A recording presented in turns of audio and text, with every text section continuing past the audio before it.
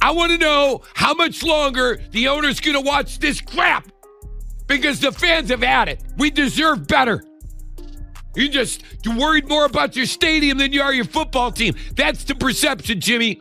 There are times teams have a great offense and a bad defense. See Cincinnati for the past 3 years. Right. And they don't win. Our team had a bad defense and a bad offense. But this kid played well enough offensively last week for them to get a lead, to play with a lead, and they had a laugher, a rare laugher, where they were up 14 points in the fourth quarter or whatever it was. When have the Browns had a 14-3 lead at halftime? Come on. And the defense couldn't believe they got to play with a lead.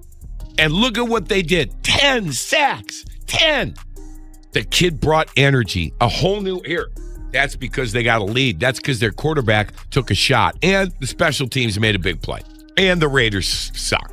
Cleveland erupts. One Browns victory ignites a firestorm of what-ifs. A chorus lamenting Stefanski's delayed decision. Rizzo, the iconic voice of Cleveland sports, unleashes the question burning in every fan's soul since preseason. Why the Shadur Sanders wait? Because today Cleveland witnessed a resurrection. A spark, a thrill, a quarterback untethered, unafraid to air it out. Sanders, in his debut, transcended mere management. He crafted moments, authentic, pivotal plays that electrified Myles Garrett and the defensive unit, revealing the long-lost concept of a functioning offense. Sanders is looking long. He's got a man. Caught at the 10-yard line. Bonds. He's down to the 1-yard line. It'll be first. The calculators are out. The spotlight's on that monstrous defense, a unit capable of 10 sacks in a single game, a force utterly squandered for months. The question echoing in everyone's mind mirrors Rizzo's burning query. How many victories did Stefanski bleed away by benching the obvious solution at quarterback? Let's be blunt. This Browns defense is among the NFL's best, point blank. The Raiders were just annihilated, buried under a mountain of 10 sacks. 10, not a misprint, not luck. It's a defense that's been playing at a championship level all year, forced to watch an offense choke, falter, and humiliate them weekly. But Sunday was different. The script flipped.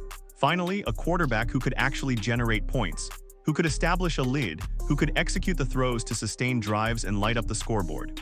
Shadur Sanders arrived and instantly injected something missing all season-long: hope. And Rizzo, he's not buying into the feel-good narrative. He's not applauding Stefanski's belated epiphany. He's enraged by the delay. He's seething that the Browns sacrificed a season watching this defense dominate, while the offense resembled a clueless JV team lost on the field. Pete Carroll said, quote, that pass to Isaiah Bonds set the tone for the whole game. And the defense couldn't believe they got to play with a lead. And look at what they did. 10 sacks. 10. The press keeps sugarcoating the truth. They preach perseverance, growth, and supporting the coaches. But the truth is undeniable. This defense has been elite all year, and they've had virtually zero support from the offense until this moment. That's not just opinion, that's fact. That's the result when your defense believes they can finally win instead of just preventing blowouts. Garrett and Collins weren't simply watching. They were energized, they were committed. They saw their offense finally string together some... There's not many guys in the league that can make that throw. So that was a hell of a throw. I hope he can continue to grow and develop for making plays like that, and they'll take it from there. Cleveland was projected as a playoff lock. The roster's stacked. The defense is fierce. The offense boasts serious threats. The glaring weakness, inconsistent quarterback performance. Instead of entrusting Shedeur Sanders immediately, Stefanski relied on has-beens who couldn't generate offense if their careers depended on it. Let's confront the unspoken truth. The media endlessly suggests Cleveland will draft another quarterback. That Shedeur is merely a stopgap, a temporary fix for a critical flaw, but Rizzo's dismissing that as utter garbage. Why draft another signal caller when the rookie already resembles a franchise cornerstone? Sanders didn't just manage his first game. He fired a bullet to Isaiah Bond that, according to Pete Carroll, dictated the game's rhythm. He engineered plays, he ignited energy. He made this offense engaging for the first time all year. And the crucial point, here's what's maddening for Browns supporters. Shadur Sanders was available, he was on the team, he was prepared. Yet instead of starting him week 1, the Browns opted to experiment with quarterbacks unqualified for the role. The result? A squandered season, a dominant defense with nothing to show for it. A fanbase tormented for years witnessing their team discover novel ways to snatch defeat from victory. Rizzo's rejecting the justifications. He's finished with the wait-and-see mentality. He's tired of the media's patience and progress narratives because the reality is evident. This defense has been top tier all season, and they've had virtually no support from the offense. But Sunday felt different. The Browns led 14-3 at the half. When did that last? When have the Browns had a 14-3 lead at halftime? Come on. Come on. That's because they got a lead. That's because their quarterback took a shot. And the special teams made a big play. This is the definition of quality QB performance. This is the product of a player who knows the playbook, believes in himself, and stays calm when pressured. Shedeur Sanders delivered what the Browns have needed for months.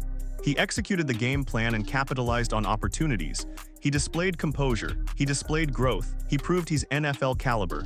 Now a single question dominates: what's the future? Can Shedeur Sanders truly sway Kevin Stefanski's decision? Can his performance in these remaining 6 games compel the Browns to reconsider their QB approach? Rizzo believes it's possible. Frankly, the signs are promising. You don't seek another QB when your current one injects life, completes passes, and energizes the defense. You don't invest another valuable draft pick when you already have a player capable of leading. But here's the challenge. The Browns have been misled before. They've witnessed QBs shine briefly only to crumble under sustained pressure. They've seen hopeful beginnings devolve into frustrating seasons. Hence the doubt, hence the wariness. Hence a front office likely petrified of repeating past mistakes. Yet this feels unique. This isn't reminiscent of Baker Mayfield's initial year of disarray and optimism. This isn't like the Joe Flacco unexpected streak of fleeting brilliance. This feels like a team that I want to see him look, a little sharper. I thought some of the passes sailed on him.